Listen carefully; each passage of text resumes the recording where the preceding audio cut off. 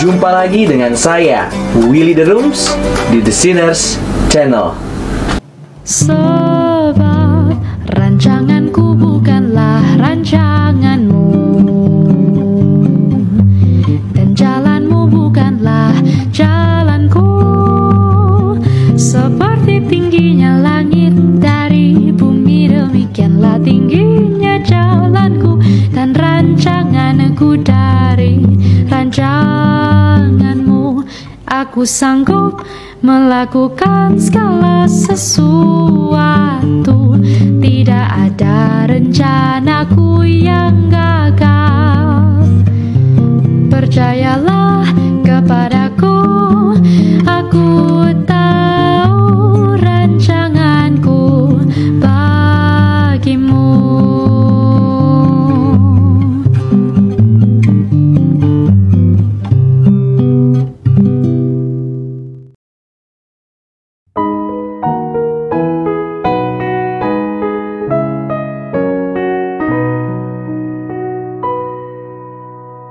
Anda tentu sering mendengarnya ketika umat Katolik dan Protestan mendiskusikan iman mereka. Penganut Protestan mengutip sebuah ayat kitab suci dan menunjukkan fakta bahwa Alkitab adalah otoritas tertinggi mengenai iman dan moral. Namun, umat Katolik seringkali mengatakan sesuatu seperti, tetapi tanpa tradisi gereja Katolik, orang Protestan tidak akan memiliki Alkitab. Gereja Katolik memberi kami Alkitab. Oleh karena itu, Anda harus tunduk kepada gereja kami. Tapi, apakah ini benar? Sebelum menjawabnya, kita harus memulai dengan mengajukan beberapa pertanyaan penting kepada umat Katolik. Pertama, kita harus bertanya, apa maksud mereka dengan mengatakan bahwa gereja Katolik memberi kita Alkitab? Apakah mereka mengasumsikan gereja Katolik yang menulis Alkitab? Jika demikian, hal ini tentunya tidak mungkin terjadi, karena Perjanjian Lama ditulis jauh sebelum gereja Katolik ada. Mereka juga tidak dapat mengaku telah menulis Perjanjian Baru, karena Perjanjian Baru ditulis oleh para rasul dan rekan-rekan terdekat para rasul, dan para rasul tidak mengetahui apapun tentang ajaran-ajaran yang secara unik bersifat Katolik. Apa yang secara umum dimaksudkan oleh umat Katolik ketika mereka mengatakan bahwa gereja mereka memberi kita Alkitab adalah bahwa gereja Katolik melalui konsili-konsili tertentu bertanggung jawab untuk mengungkapkan kepada kita kanon Alkitab, yakni kitab-kitab mana yang diilhami oleh Allah dan benar-benar termasuk di dalamnya. Jika ini memang yang mereka maksudkan, maka kita perlu menanyakan pertanyaan kedua kepadanya, kapan hal ini terjadi? Dan mereka biasanya akan mengatakan bahwa kanon tersebut akhirnya ditetapkan pada Konsili Hippo tahun 393 dan Konsili Kartago 397, dan kemudian dinyatakan kembali atau ditegaskan kembali pada Konsili Trente 1546. Well, kedengarannya sangat bagus, namun ada sejumlah masalah dengan klaim mereka. Poin pertama, Konsili Hippo dan Kartago adalah dewan lokal atau provinsi atau sinode, dan mereka tidak dapat akhirnya menyelesaikan kanon atau isu lain apapun yang mempengaruhi semua gereja. Konsili tersebut bukanlah konsili ekumenis, karena keputusannya tidak mengikat seluruh gereja. Alasan mengapa hal ini menjadi masalah adalah karena umat Katolik sering menekankan gagasan bahwa kita benar-benar membutuhkan kepastian yang infalibel mengenai kanon. Namun, menurut New Catholic Encyclopedia, kanon kitab suci belum dinyatakan infalibel sampai Konsili Trente mengumumkan hal yang sama pada tahun 1546. Menurut doktrin Katolik, kriteria terdekat dari kanon Alkitab adalah keputusan gereja yang infalibel. Keputusan ini baru diambil pada akhir sejarah gereja, pada Konsili Trente. Sebelumnya, ada keraguan mengenai kekanonisan kitab-kitab tertentu dalam Alkitab, yaitu apakah kitab-kitab tersebut termasuk dalam kanon. The New Catholic Encyclopedia McGraw-Hill, Hak Cipta 1967, volume 3, Canon Biblical, halaman yang ke-29. Demikian pula New Advent Catholic Encyclopedia online di bawah kanon Perjanjian Lama mengatakan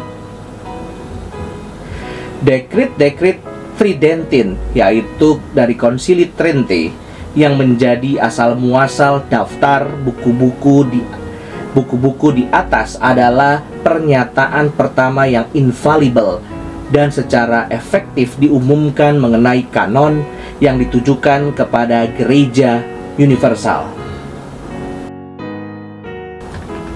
Gereja ada selama lebih dari 1500 tahun tanpa kanon yang diucapkan secara infalibel. Mengapa demikian jika infalibel sempurna begitu penting?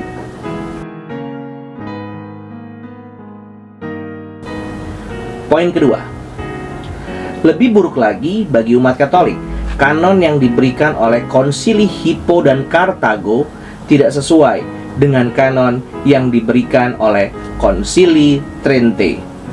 Hal ini karena kanon Hippo dan Kartago berasal dari Septuaginta, Perjanjian Lama dalam bahasa Yunani, ditulis antara tahun 300 sebelum Masehi sampai 100 dan 100 sebelum Masehi.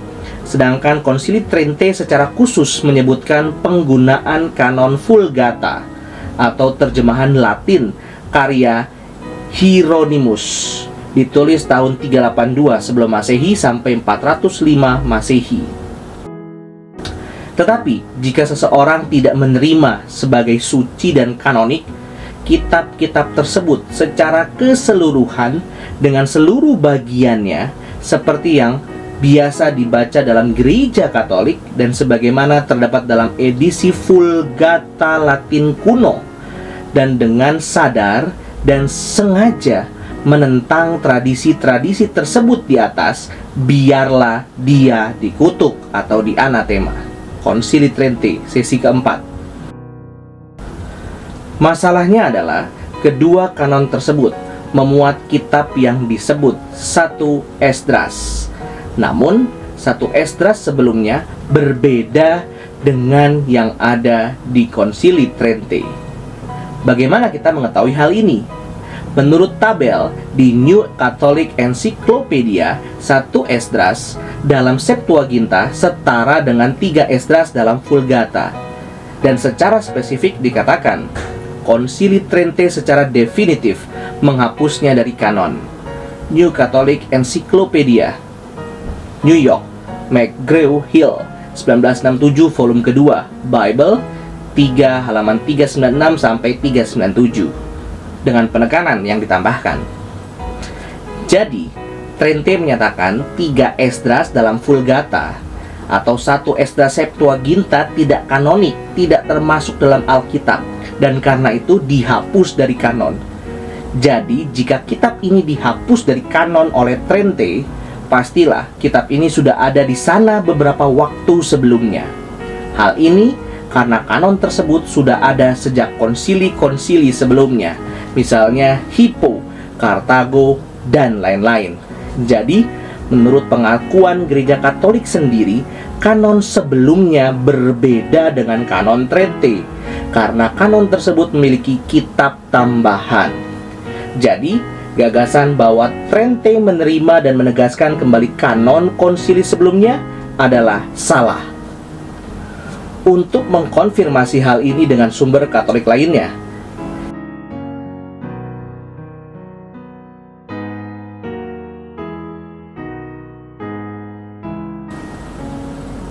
ironisnya, menurut kutipan dari Trente, alih-alih menegaskan konsili yang katanya ekumenis ini malah mengutuk konsili Kartago dan konsili Hippo karena kanon mereka tidak sesuai dengan kanon Vulgata.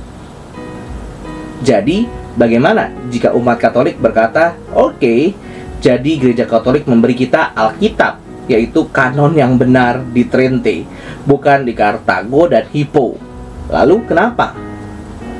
Namun, membutuhkan waktu 1500 tahun untuk mengakui kanon tersebut tidaklah terlalu meyakinkan, terutama bagi gereja yang menekankan perlunya kepastian yang infalibel. Tampaknya, tradisi Katolik gagal melindungi kanon awal dari kesalahan dalam kasus ini. Ada sejumlah sejarawan atau cendekiawan gereja dan sumber lain yang juga menunjukkan perbedaan antara kanon Septuaginta dan kanon Vulgata. Lihat detailnya dalam sebuah artikel yang sangat informatif oleh William Webster. Berikut adalah linknya.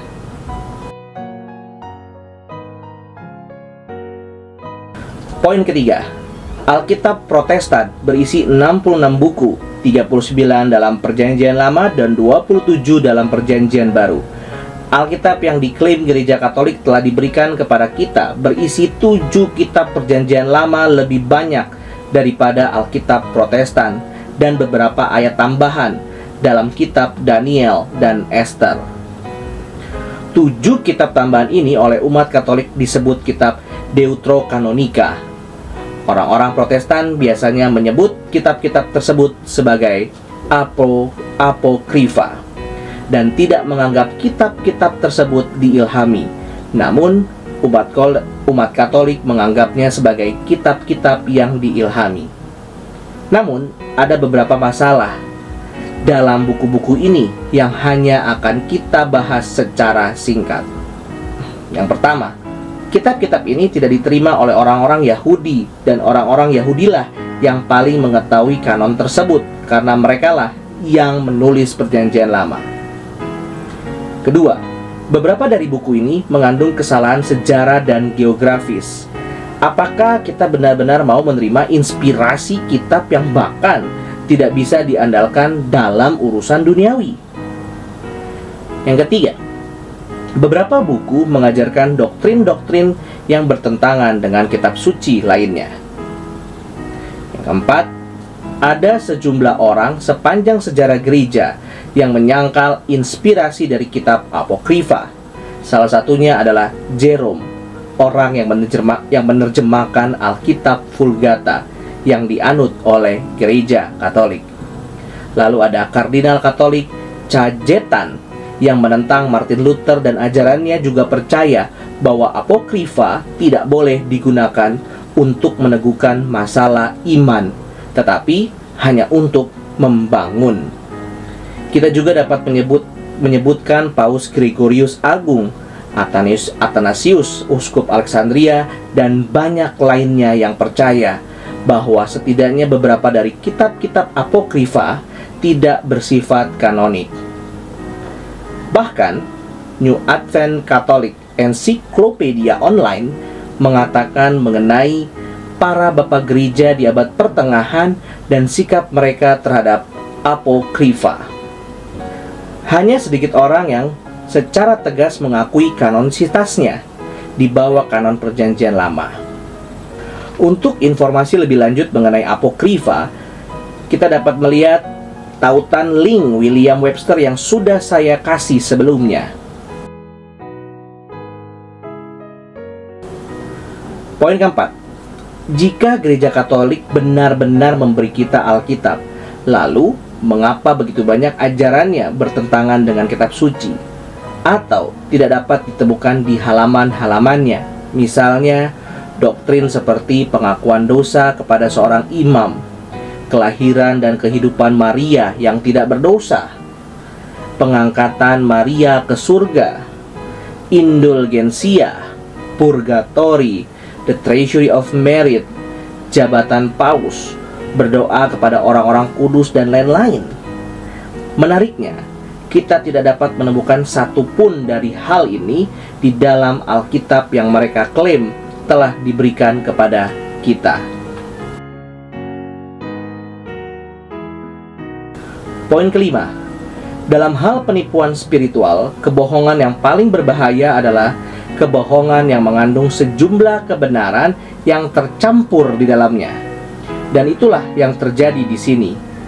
Sejumlah kebenaran yang tercampur di dalamnya adalah bahwa gereja Katolik digunakan sampai batas tertentu dalam melestarikan dan menyalin Alkitab.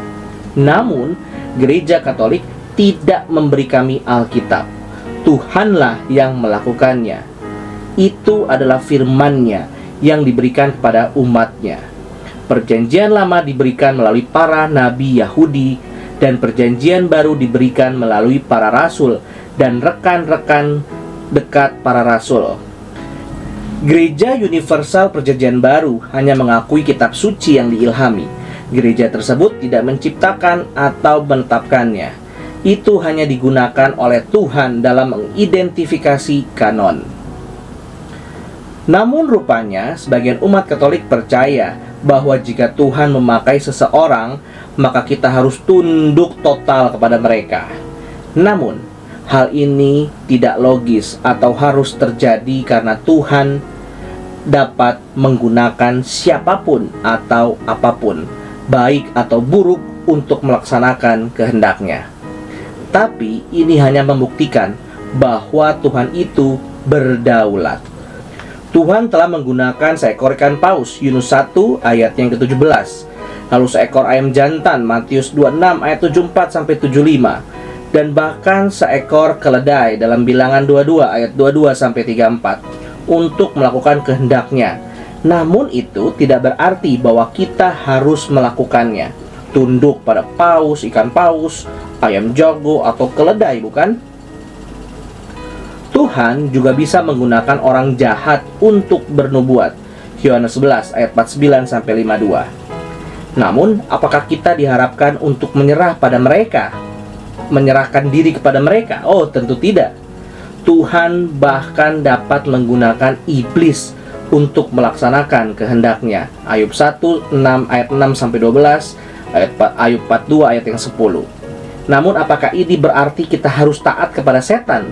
Sekali lagi, intinya adalah hanya karena Tuhan telah menggunakan seseorang atau kelompok dengan cara tertentu untuk menghujudkan kehendak-Nya, bukan berarti kita harus tunduk kepada mereka.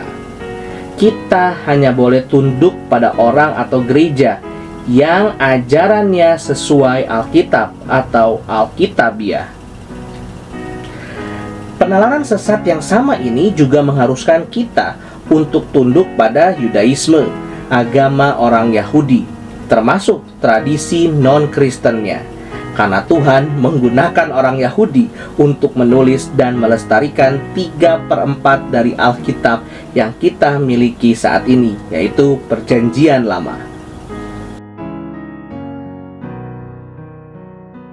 Banyak umat Katolik bertindak seolah-olah tidak ada yang lain selain kebingungan mengenai kanon di gereja mula-mula. Dan banyak orang yang putus asa untuk menemukan seseorang otoritas yang infalibel yang dapat menentukan kanon bagi mereka.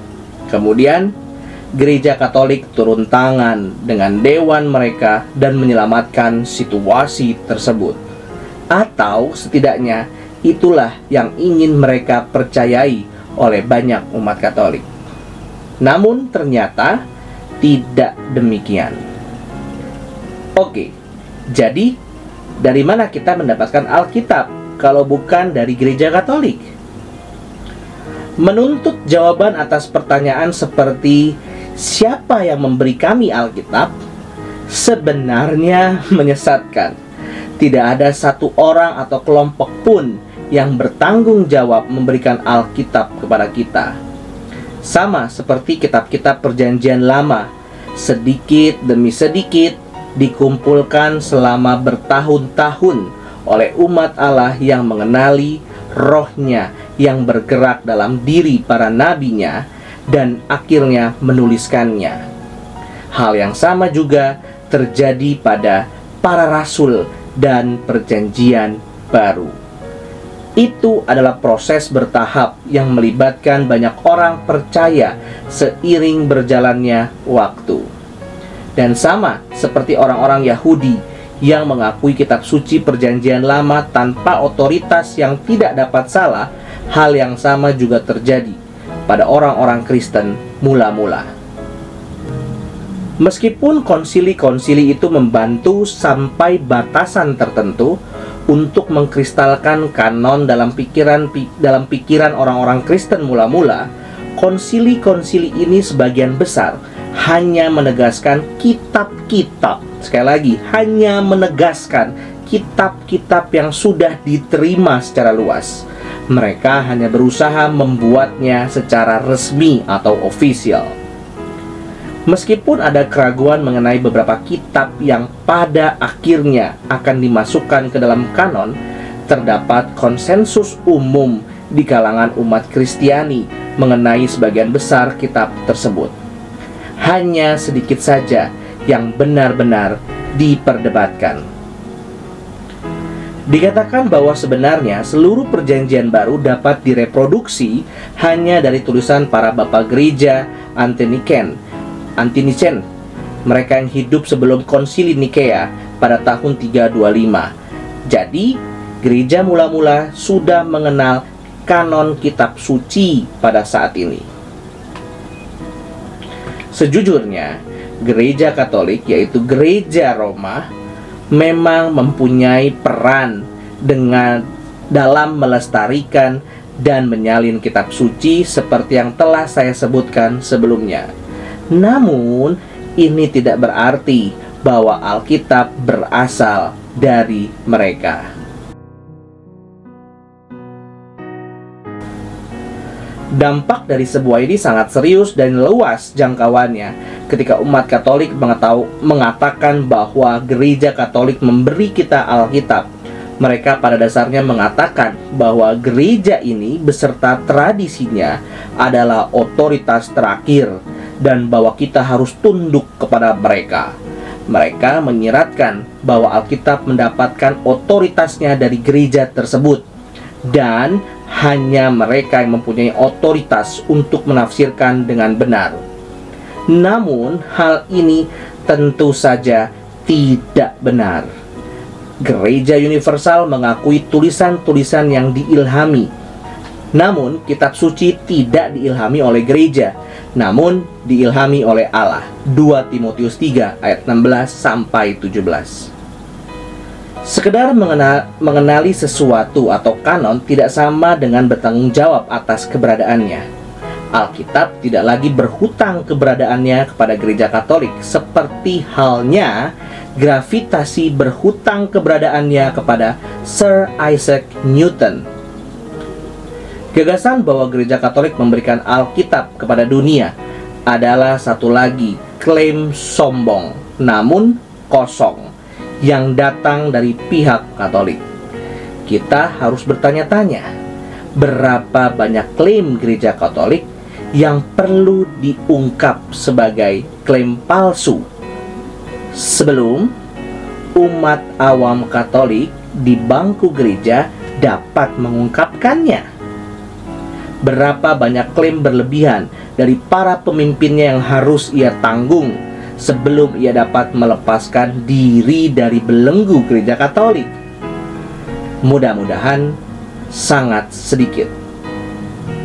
Sekian video dari saya. Terima kasih. Tuhan Yesus memberkati.